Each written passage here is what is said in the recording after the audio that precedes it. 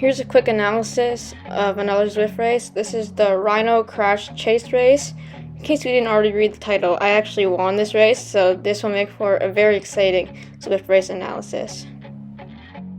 The race had 37 riders and it was a pretty strong field, so there were some good ranks available on Zwift Power. Coming through the sprint banner here, I did not have a power up because I had used it a few miles back to hop onto the A group, and that's kind of where I got worried because I was worried I wasn't going to get another power up. I wasn't sure how many sprint banners there were left. Here, unfortunately, I got another mini plus, which is terrible for sprint finishes because it does absolutely nothing. And since we're racing against A racers too, since it's a chase race, A racers caught us. So I will be up against some A riders in the sprint off, and you need a power up to hold on to A riders' wheels.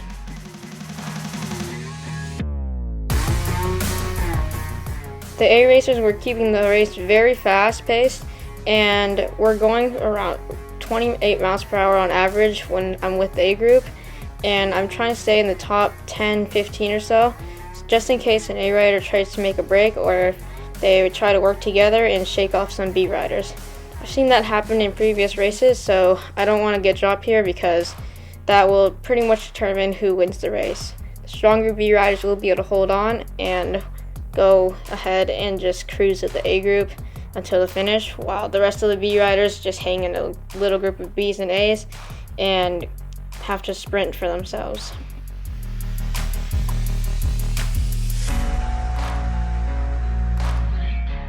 I wasn't too familiar with the course, but I knew that there were a few sprint banners left, which is very good because that means that I still have a chance to get another power up.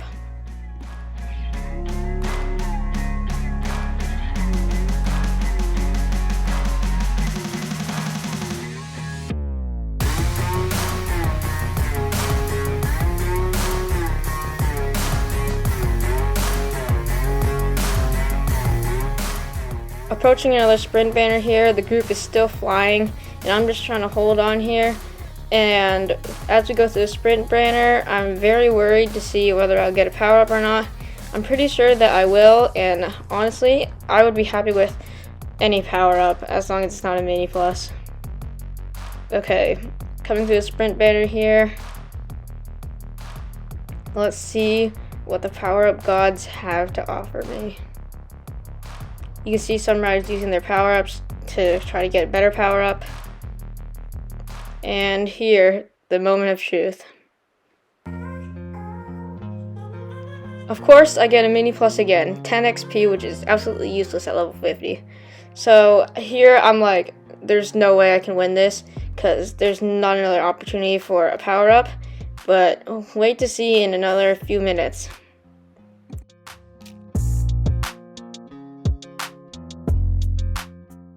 When I first looked at the route, I was pretty sure the race would end at a sprint banner, the tower sprint, but that actually was not the case.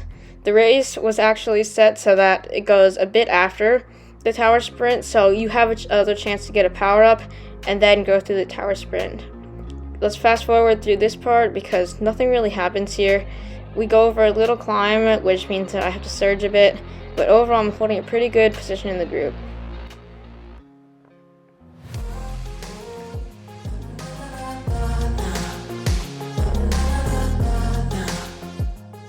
Here I pass through the little green marker, which means that the sprint is starting. And you can see here that there's actually still 1 mile left in the race, much longer than the sprint. So once you go through the sprint, that's when riders might start to sprint. So I knew that I still have an opportunity to get another power up, but it wasn't looking so good as my heart was already 208. I was trying to lower it, but it wasn't working because I have to hold on to the A riders. Okay, let's see what we have to get here. And I was so happy that I got an aero boost.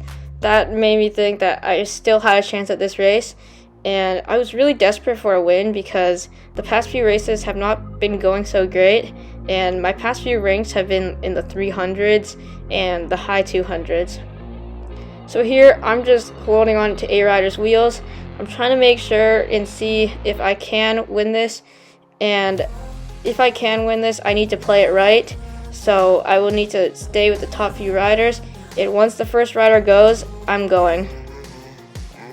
I was a little surprised by how late the riders actually started going. Since there are A riders here, I expected some earlier sprinting.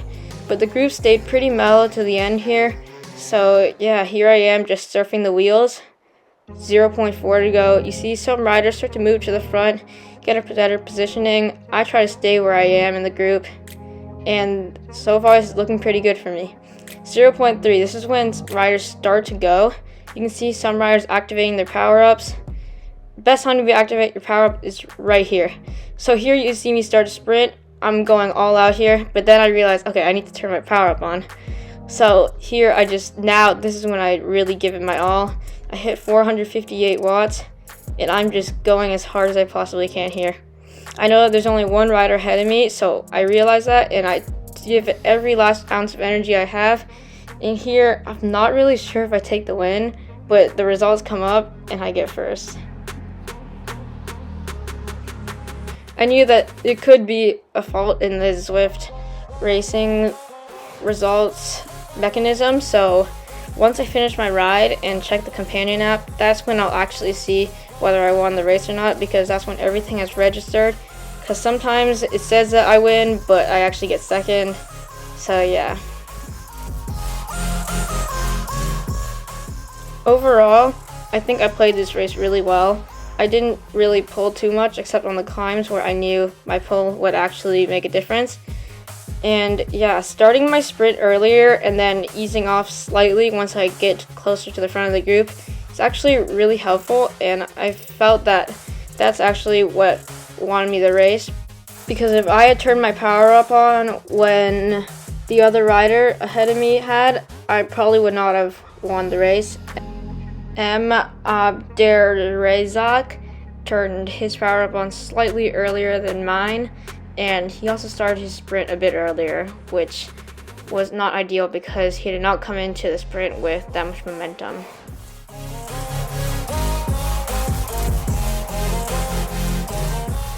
Since this Zwift race analysis series started around a month ago, my racing has improved a ton, and I've really enjoyed making this series. I'll continue to make these videos, so watch out for more Zwift race wins. Here are the results from Zwift Power. You can see here that I got a slight gain of around 1 point, so overall I'm very happy with this. To check out the full live stream of the race, head to Rhino Racing's YouTube channel, link below. Thank you all for watching this series and this video.